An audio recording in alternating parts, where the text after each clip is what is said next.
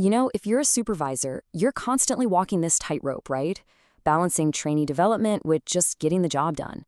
But what if I told you the real key to unlocking their best performance isn't about tasks or deadlines, but about managing their stress? Well, that's what we're going to dig into, how to find that perfect balance to really boost their learning and their output. All right, so here's what we're going to cover. First, we'll set up what I like to call your performance dashboard. Then we'll get into how to spot the burnout zone before it's too late. After that, I'll give you 3 essential tools for resilience, show you a really cool way to actually raise their peak performance, and finally, we'll tie it all together to what really matters, their future livelihood. So let's start with this idea of a performance dashboard. And look, this isn't some abstract theory. This is a super practical way you can visualize and manage how your team is doing every single day. We've all seen this, haven't we? It's the classic supervisor's puzzle. You look around, and one trainee is kind of checked out, bored, while another one is completely freaking out. If you push too hard, you get panic. But if you don't push enough, you get boredom. So where in the world is that sweet spot for real learning? Well, here's the thing that might sound a bit backwards. The goal is not to get rid of all the stress. Turns out we actually need a little bit of it. I love this analogy. Think of it like tuning a guitar string. If it's too loose, you get nothing, just a dull thud. If it's too tight, it snaps. But when that tension is just right, you get beautiful music. That little bit of pressure is exactly what focuses the mind and gets us moving. And this chart illustrates that idea perfectly. It's called the Yerkes-Dodson curve, but I want you to just think of it as your performance dashboard. See, way over on the left, where there's almost no stress, that's the boredom zone. Performance is low. Now look way over on the right, with way too much stress. That's anxiety, exhaustion, total burnout. But that peak, right there in the middle, that's the magic. That's the sweet spot. That is the zone of optimal performance, where your trainees are engaged, they're challenged, and they're actually learning. Your whole job is to help keep them there.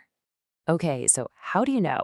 How do you know when one of your trainees is starting to slide from that perfect peak over to the dangerous right side of the curve? Let's talk about the warning lights on your dashboard.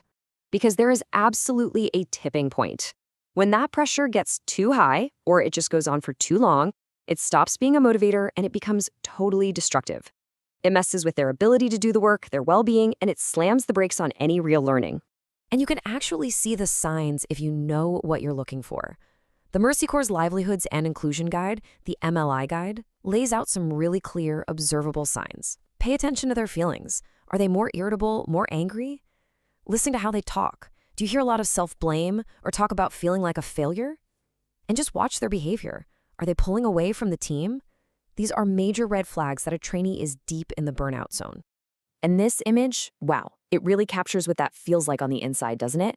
It's not just one bad thing. It's this storm of negative thoughts and anxieties that makes it basically impossible to focus on anything. When you see those signs we just talked about, this is the internal chaos your trainee is probably dealing with. Okay, so we can spot the problem. Now for the most important part, what do you do about it? Well, that guide we mentioned gives us a really practical toolkit to help trainees manage that stress and build up the resilience they need to stay in that sweet spot. So here are the 3 big tools for your toolkit. First up is stress coping and resilience, which is all about giving them practical skills to handle pressure. Second is positive thinking and motivation to help them reframe how they see challenges. And third is self-confidence and self-esteem. Now, they all work together, but we're going to zoom in on that last one because it does something truly amazing to their peak performance. So let's connect the dots here because this is where things get really, really exciting. We're not just talking about preventing burnout anymore. We're talking about actually increasing their potential. Remember that performance curve we looked at? Here's the game changer. When you build a trainee's self-confidence, their belief that they can actually succeed at a task, you don't just keep them at the top of that peak. You actually raise the whole peak.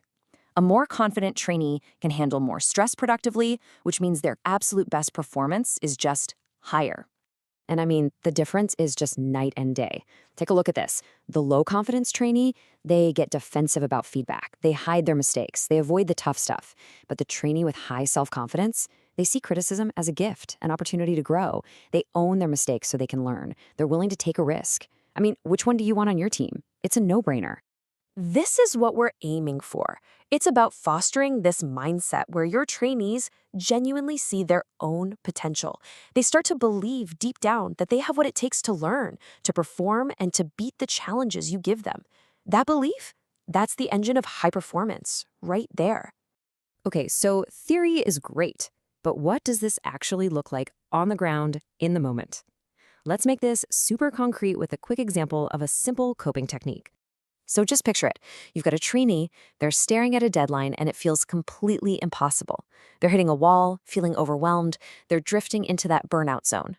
But because you've armed them with a simple tool like the support network technique, instead of panicking, they do something different. They turn to a peer and just ask for advice.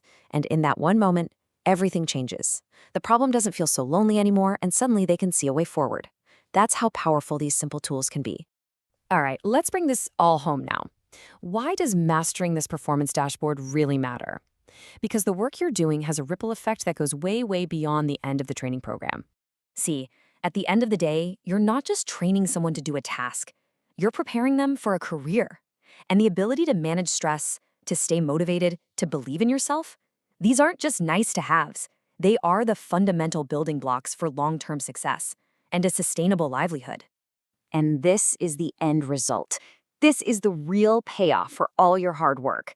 Every single time you help a trainee move from boredom into real engagement, or you pull them back from the edge of burnout, you are building this: a capable, a resilient, and a confident person who is truly ready for the workforce. So as you head back to your team, I want you to take that performance dashboard with you in your mind. Think about it. Who's stuck in the boredom zone? Who might be getting dangerously close to burnout? And more importantly, what's one small thing you can do tomorrow to help nudge them just a little bit closer to their peak?